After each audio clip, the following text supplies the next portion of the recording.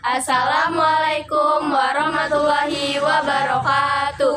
Halo guys, kami dari kelompok 4 ingin membuat vlog tentang Ki Hajar Dewantara.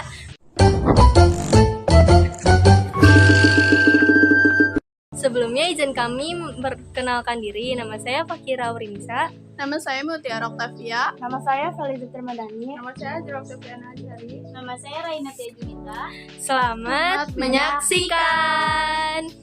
Ki Hajar Dewantara atau yang memiliki nama asli Raden Mas Soeardi Soryadingrat. Beliau lahir di kota Yogyakarta pada tanggal 2 bulan Mei tahun 1889. Beliau merupakan pahlawan nasional Indonesia. Beliau lahir dan besar di keluarga keraton. Ki Hajar Dewantara memiliki pribadi yang keras tapi lembut dengan sosok yang sederhana. Ki Hajar Dewantara adalah tokoh peletak dasar pendidikan. Ki Hajar Dewantara bersekolah di sekolah Belanda ILS dan setelah lulus beliau melanjutkan sekolah ke Stovia, sekolah kedokteran Bumi Putra di Jakarta. Tetapi tidak sampai selesai karena beliau sakit. Kemudian, ia bekerja sebagai wartawan di beberapa surat kabar, antara lain Sudiotomo, Midan Java, The Express, Oetesan Hindia, Kaum Muda, Tajaja Timur, dan Poesara. Pada masanya, beliau terkenal sebagai penulis yang handal. Tulis-tulisan yang dibuat oleh beliau sangat komunikatif, tajam dan patriotik sehingga mampu membangkitkan semangat anti-kolonial bagi para pembacanya. Ki Hajar Dewantara selain terkenal ulet sebagai seseorang wartawan muda, ia juga aktif dalam organisasi sosial dan politik.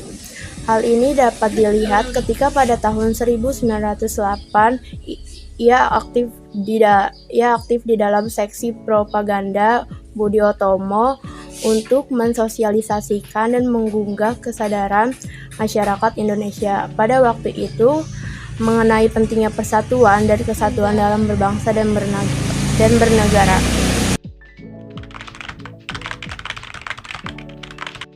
Demokrasi yang kita adakan, misalnya kita menghilangkan titulatur. Semua orang yang masuk ke dalam taman siswa hilang titelnya Mas, Raden, Raden Mas, Raden Ayu, Raden Ajeng.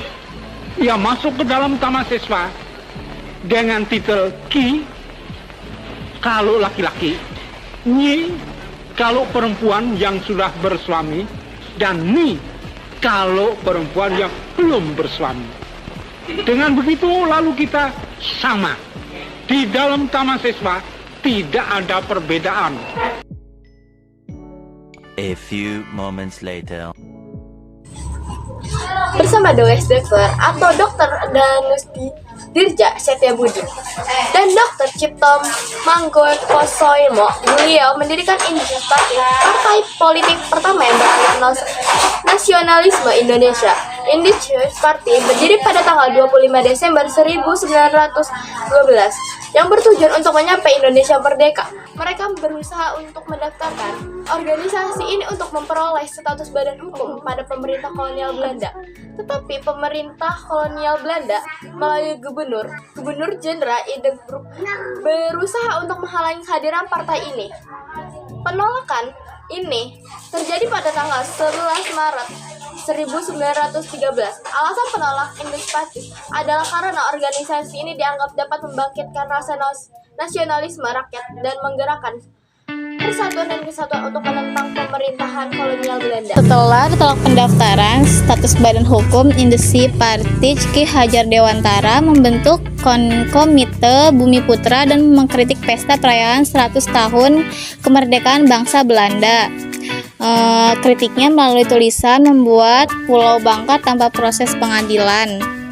Teman seperjuang Dr. Dokter dan Cipto Mangkusoimo juga dibuang karena membela Ki Hajar Dewantara. Mereka akhirnya diizinkan untuk ke Belanda pada tahun 1913. Di Belanda, Ki Hajar Dewantara memperdalam masalah pendidikan dan berhasil mendapatkan gelar Europese Acte. Pada tahun 1918, beliau kembali ke tanah air. Setelah kepulangannya di tanah air, Beliau mencurahkan perhatiannya di bidang pendidikan sebagai alat perjuangannya untuk mendapatkan kemerdekaannya. Setelah pulang dari pengasingan bersama rekan-rekan perjuangannya, ia pun mendirikan sebuah perguruan yang bercorak nasional. Pada tanggal 3 Juli 1922 berdirilah National Underwings Institute, Taman Siswa Perguruan Nasional. Taman siswa dalam pendidikan ini sangat menekankan pendidikan rasa kebangsaan kepada peserta didik agar mereka mencintai bangsa dan tanah air perjuangannya memperoleh kemerdekaan.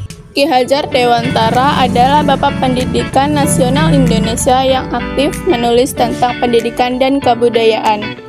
Dia pernah menjabat sebagai Menteri Pendidikan, Pengajaran, dan Kebudayaan yang pertama.